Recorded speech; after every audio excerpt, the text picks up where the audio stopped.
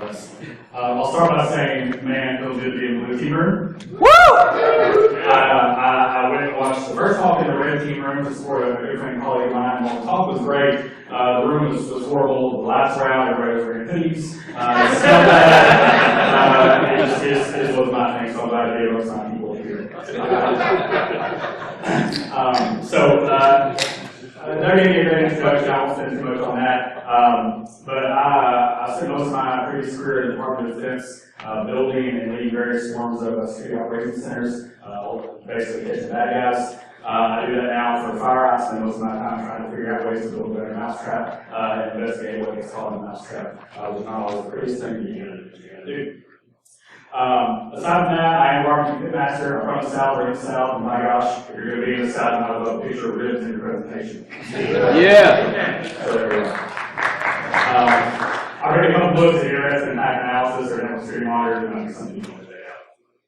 So this presentation is a little bit different, and I'm not going to talk about ones and zeros so much. I'm going to talk a little bit more about matters of the mind. So I am currently in the process of, I'm interested enough in stuff, I'm pursuing a PhD in cognitive psychology to apply it to the investigative process and how we catch bad guys. But at the end of the day, I'm still not a psychologist, so your knowledge may vary, and that's worth disappointing.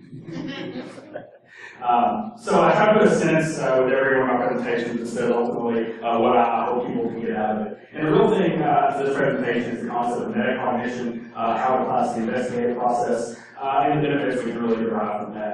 Just a quick show of hands, I know so last year I talked about cognitive bias. Did anybody see that talk either there or online? So several of you, of course all my coworkers, so thanks, even if you're lying.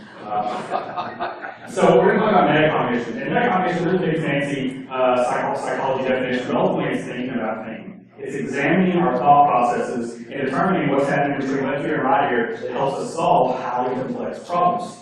Right? And that's not a challenge that's unique to our field. It's something every field that involves some level of critical thinking has to deal with. We're actually just a little bit behind the curve in it because our field is so new. The interesting thing is that research out there shows that there's a value to understanding and applying metacognition in what you're doing.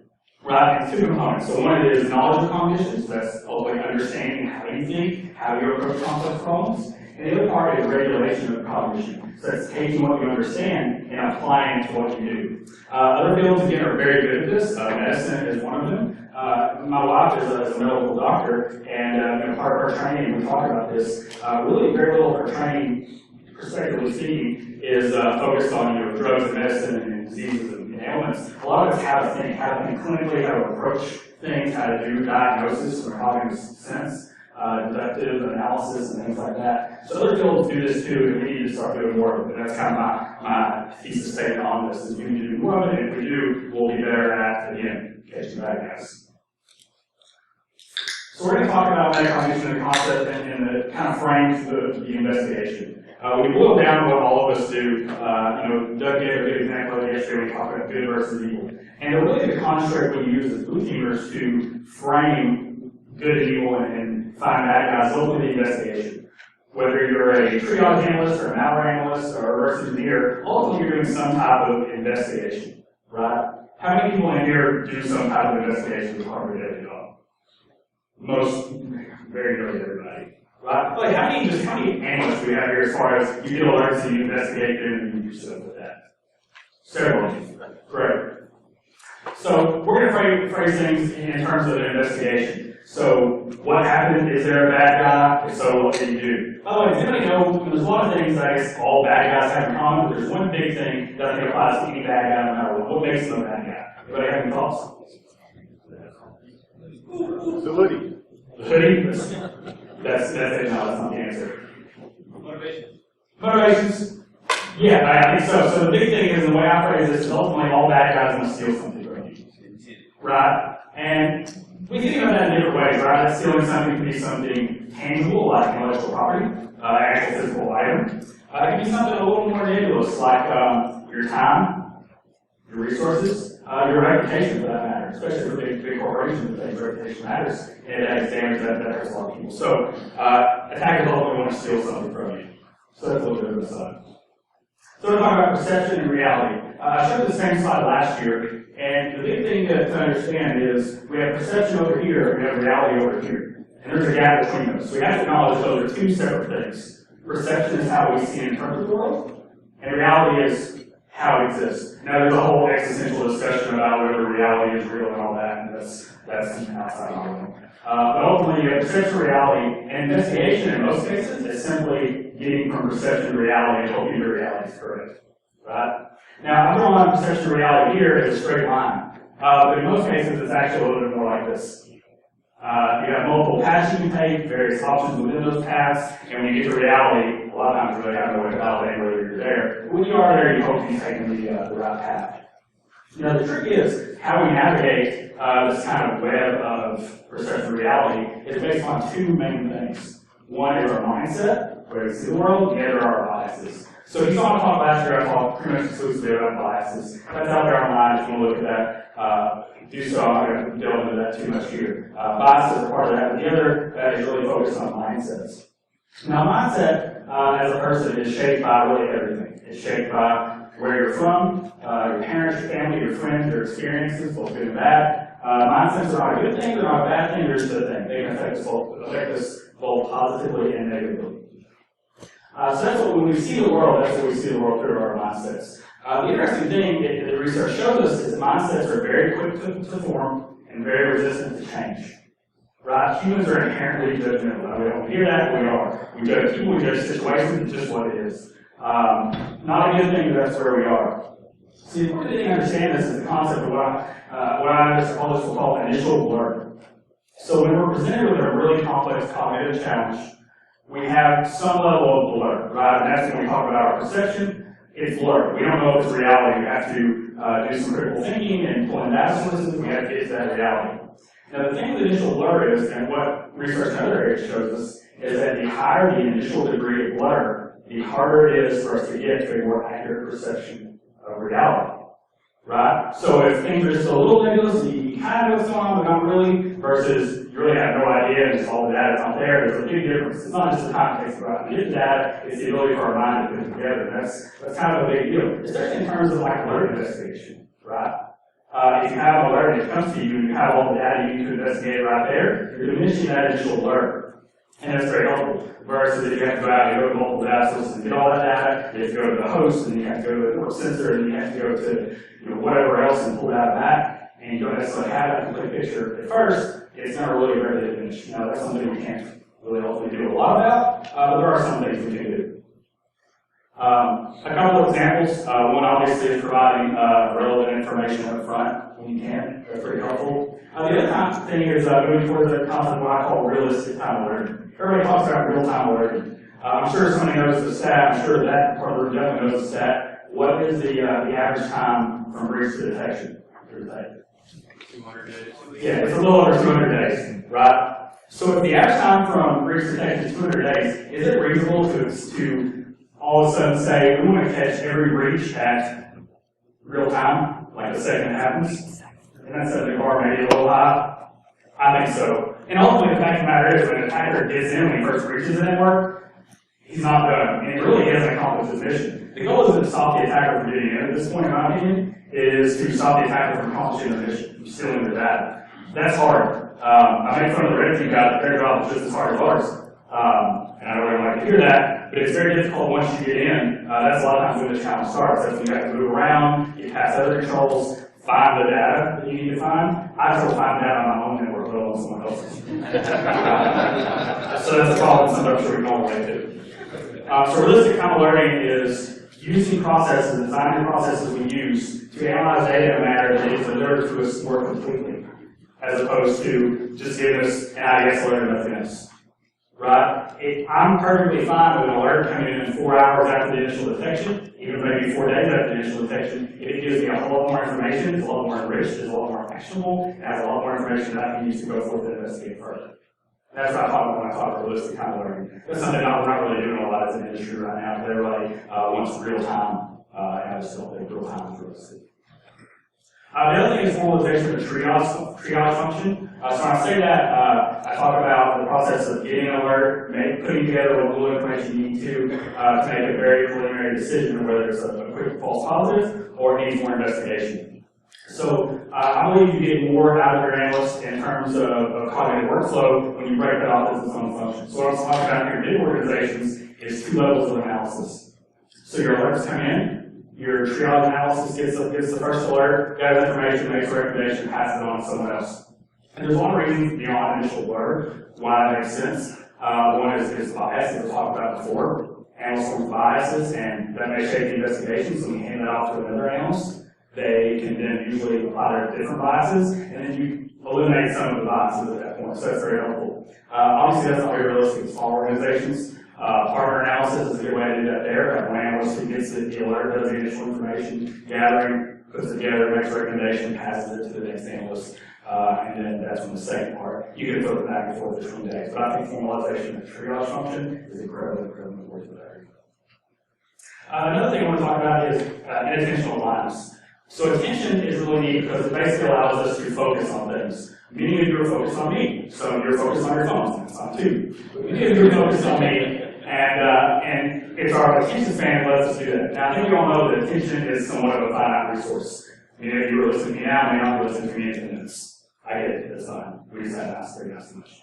But attention is an interesting thing. So there's overt attention and covert attention. Overt attention is when you are actually looking at something and giving it visual attention. So it's looking at this person on the front row, there's an overt attention. Sorry for calling you out. Covert attention is when somebody has your attention that's off to the side. You're not necessarily looking at it. So if there was a sound going on behind me, I was actually looking at it, that would be covert attention. It would be fighting for my attention resources. Again, it's a limited resource, there's only so much of it. When we talk about analysts, we have to be very careful about where we apply our attention.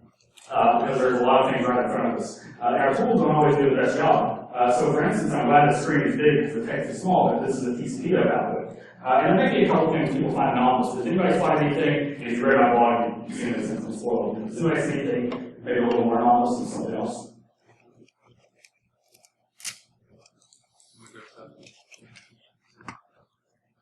Data on a SIM packet. Packet, agree? Yeah. Data on a SIM packet. That's perfectly fine, but it's a little annoying per spec. It's RC, perfectly fine. But as far as from an analysis perspective, that's something maybe we're not used to seeing. And the thing is, most of us don't see it. I know if I saw this packet capture, I probably wouldn't notice it the first thing I made it actually, so it's not know about it. But otherwise, if you're not kind of attuned to looking for those things, if your attention isn't, you don't have the experience level to know where to look at certain things like that, or something just falls outside of a normal attentional boundary, where you might focus your gaze, you're not going to notice it. And that's really probably the biggest cognitive challenge of any analyst is attention to detail in the right areas. Not just attention to detail, you have that experience back and put it in the right areas. And that's very hard to do. We'll talk about training challenges here in a minute. But ultimately what I'm saying is it's very dangerous things right in front of us because of inattentional blindness, which defined is ultimately saying looking directly at something but missing something that you are giving your over attention to. So the interesting thing, I guess, is this is PCP. It's an example of a tool, which is a very useful tool. I love it. I use it almost every day. But it doesn't really do a lot for us in terms of directing our attention. Right? And that's why people like tools like Wireshark. Right? First of all, it's graphical and that's a little easier. But it also has a lot of different visual cues here. We see that these packets are linked by this little visual cue. We've got color coding going on, various section headings, visions of different types of data. All very useful visual cues that help serve to direct our attention. And I show this as a kind of a message to the folks that are responsible for configuring and setting up an analysis environment, because it's very useful to build in these visual cues so that you can, especially if the analysts are inexperienced, direct their gaze in a certain location and help focus that attention. So diminishing intentional bias, again, experienced analysts are usually less susceptible. The other thing that's very important is mastery in your environment. If anybody cooks a lot, you've ever heard of Mise everything in place. If you ever watch a professional chef work, when they grab things, they often aren't even looking at them because they master their environment. They know that their cutting board's here, and their ingredients are here, and their map is here. They know where it's all at. Just like that, as analysts, we need to know basically where our data lives, what tools we use to access it, and what the limitations of those are. At any given time, you should have a pretty good understanding of, I have a question related to an investigation, how do I go out and get the answer? The less time you spend figuring out how to get the answer, the more time you can get in and analyze the data, the better job you're probably doing. Another unique thing, and one of the areas I'm focusing on right now, is gaze studies, where you have a device that sits in front of a computer, it fixates on your pupil, and tracks where you look on the screen and compares certain data. So we throw data, we can, they use this in other areas of psychology. It's basically a way to look at different data points, because ultimately our eyes move faster than our brain interprets what we're seeing. So oftentimes we're looking at things, analyzing things in order and in fashion, or focusing on things in a way we actually don't know what we're doing. So gaze tracking, overlaying things like these heat maps here and directional arrows to show which way our gaze moves, does some pretty neat things in terms of data analysis. So my hope is maybe this time next year I'll have some cool things to show you in that regard. So intuition and memory. SOCs are interesting. In Kansas State University did a study a couple years ago now, talking about the ethnography of SOCs, so kind of the culture of the Security Operations Center. And the biggest finding they had that just stuck out to me was kind of the top of it. Investigative knowledge is tacit. Tacit, what does that mean? Well, it means you can't really often write it down and tell people how to do it. So if you go up to someone who's an expert analyst and say, hey, why are you so good at finding evil? They often can't tell you. Right? They might cite some tools or something like that. They can tell you the thought process they go through. And that's a bit of a problem. Other fields face it, but in medicine, if you ask a doctor why they're good, they'll often say, well, it's because I use this process or this process or this process. And they're usually a little more metacognitively aware than we are in our field sometimes. The problem being that with senior analysts can't explain why they're good at what they do, junior analysts can't really learn. And that is a problem. So, all that's to say, summed up, is analysts rely on intuition. Intuition is a little bit of an interesting thing, because up until somewhat recently, it wasn't really accepted as real. Most psychologists, even the Sigmund Freud, who most people, it's kind of a household name in terms of psychology, have this quote here that intuition is basically an illusion, and you shouldn't really expect anything from it. So that's interesting, but modern technology has told us a little bit more. They have a great device now called an fMRI machine. You may have had an fMRI scan for some reason. It basically allows you to perform experiments and measure the output of certain parts of the brain. You see fMRI scan results at the bottom left here. Yeah. And what they found through a series of experiments, and I won't go into the details, but you can see there's an interesting TED Talk, and I can provide the research if anybody wants to see it. But basically, by examining professional versus amateur chess players and seeing how they interpret movement and how they make their decisions, they identified an area in the brain called precuneus. And it's, you see it's map there, it's right about here, right about on the top of my bald spot. That's the precuneus. And they think that intuition is basically spawned from there. So what they're saying is they think there's a biological basis for intuition. It's actually a real thing. And this really changed how the psychology world looked at intuition as a construct. It wants a whole lot of more interesting experimentation, which is interesting.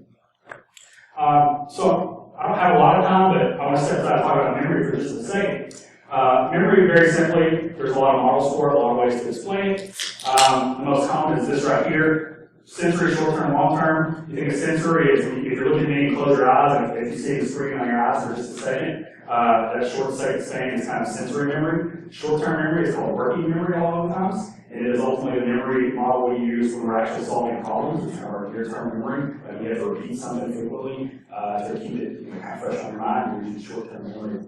Long-term memory is obviously where our long-term memories are stored. Think of short-term memory like RAM, long-term memory like this. Reason. So there's a lot of memories with working, or a lot of models with working memory too. And one of the most common is Bagley's model, which consists of these four components right here. And the one that's really interesting is the visuospatial sketch pad. And it's what we use to visually manipulate objects. So you see I have a picture of a cube on the screen right now, and the green square is on top. Now if you put that in your mind, you can imagine the green square rotating, so it's facing you. You're using your visual memory, your visuospatial sketch pad as part of working memory to manipulate that.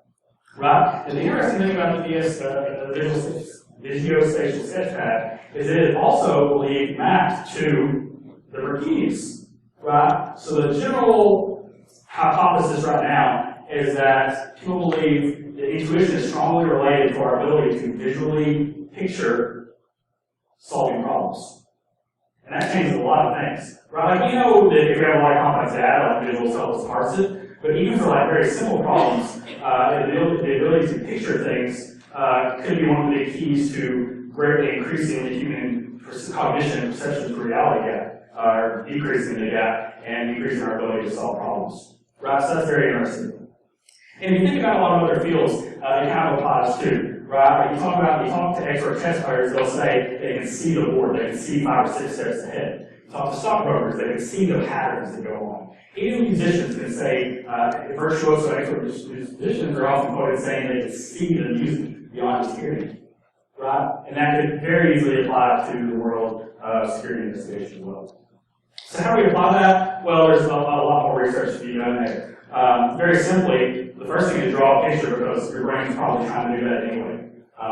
Subconsciously, right? There's a lot of things going on in our heads that we can't really, we don't really know are happening, but the theory is that maybe is happening anyway, so you draw a picture to help yourself out. The other thing is to visualize that appropriately. And I'll be the first one to say I hate stupid visualizations. Like, you always have to have the guy who's like, I'm going to take every floor in the network and draw a big graph for it, and like, here's a bunch of cluster dots. He knows what they mean. Everybody does it once. I've been there. We're all going to call it, right? So, but that's an interesting way. I hate bad visualizations. Some of them are very useful, right? Incident timelines. I think we all love incident timelines. We can visualize things occurring over time. That's usually a win. Another thing is link graphs. The ability to visualize relationships, and that's pretty clutch. So we can visualize relationships of a lot of different things, right? We can visualize relationships of breakfast items. We're in the South, so they're course server grits. But you can eat grits, then you know what that's. So you can think of breakfast in terms of visual relationships, nouns and verbs. You can do the same thing with breaches, right? So we can very see clearly kind of where the center of the breach is here, and we can see how things relate to it. When we can see how things relate to each other, we can map those to schemas in our minds, because memory is mostly thought to be organized in terms of schemas. And if we can do that, we can remember things quite a bit better and use working memory more efficiently. Interesting thing about working memory too, it's also a limited resource. Just like attention, only so many things can be held into working memory. Some of you may have heard the term magic number 7, and that's to say that generally most humans can remember 7 kind of low fidelity items in their mind at any given point in time, plus or minus 2. So the range is kind of 5 to 9. And the complexity of the items matters. So obviously I have a couple of relevant examples here.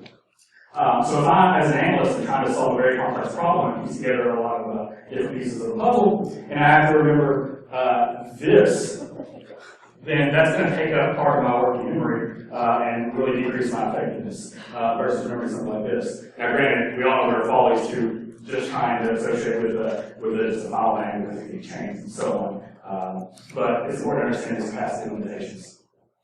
So a couple quick ways to diminish this. This is another area where more research is going to be required. One is source monitoring. One of the number one reasons people make memory errors is because they forget where they learned something. That may be a person. You think of a conference talk you had a couple of years ago, and you can't remember who gave it, and that's a source monitoring error. Same with information. I don't remember if I got this information from SIM or got it from packets or post-data or memory.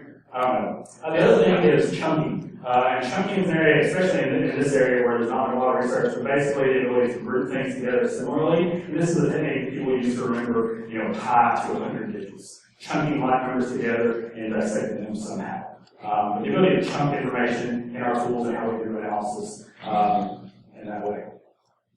The last thing, very quickly, is mapping things to schemas. I mentioned this and talked about breakfast. If I ask you to remember these 5 items a day from now, you're probably going to forget them. If I ask you to remember these 5, you might be more likely to relate them to a schema in your mind, which is breakfast. So mapping things to schemas is a really key step to that relational type analysis. So that's pretty much it. The big thing, I said you have to be kind of knowledgeable about your cognition as part of metacognition, and you have to apply it. This talk is obviously a little bit more about gaining knowledge of it, because some of the good research to apply it really hasn't been done yet. So my hope is people can take this, they'll get interested in it, and maybe we can get some more collective industry understanding of how we think, and think about thinking, do more research, and do more cool things. I'm certainly going to try to do some of that myself. Any questions? Yeah, I have one. So we kind of talked about like this memory working set.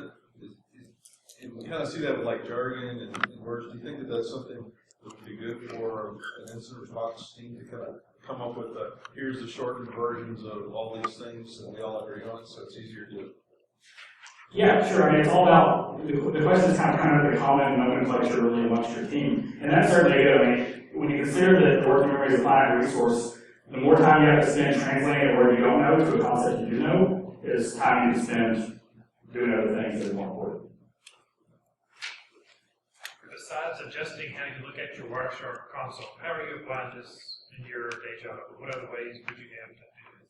So I think, so how do you apply this type of thing in your day job? And I think there are kind of two sides. One is for the tool developer side, and we kind of all understand that there's a lot more work that goes into that. From an individual analyst, what can I do to take this knowledge, make it more applicable to me as an analyst? I think the big thing is guarding, is kind of putting a shield up in front of your working memory. Like we all want more data and more data, but at the end of the day, we do the best analysis when we get just the minimal amount of data that's needed, right? So it's not going out to a sensor and getting a gig of keycap and getting rid of the things you don't need and whittling it away. It's going out, it's figuring out what we think we need, maybe starting to flow data, figuring out what flows we're interested in, and then going to the PCAP and then just getting what we need. So it's guarding your working memory, keeping a very finite focus on what you need and trying to make sure it's available very, very quickly and not really cause the maximum. So when you're actually trying to bring up analysts, when you have that new analyst, and you mentioned that teaching them is very difficult, I concur with that completely. Are there any particular approaches you found that work better to get that kind of knowledge transfer working with them? So are there any approaches for teaching new analysts using kind of some of these methods of how to be analysts that are beyond the typical watch and learn model? I think there are. I'm still early enough in my research. I'm not going to say I have all the answers on this because I don't yet. I'm hoping that we get there. But I don't have anything concrete to apply yet. I've got some general ideas, but I don't want to put them out there until they're based on my tests. Hey, I find it interesting you said keep 7 digits, magic 7.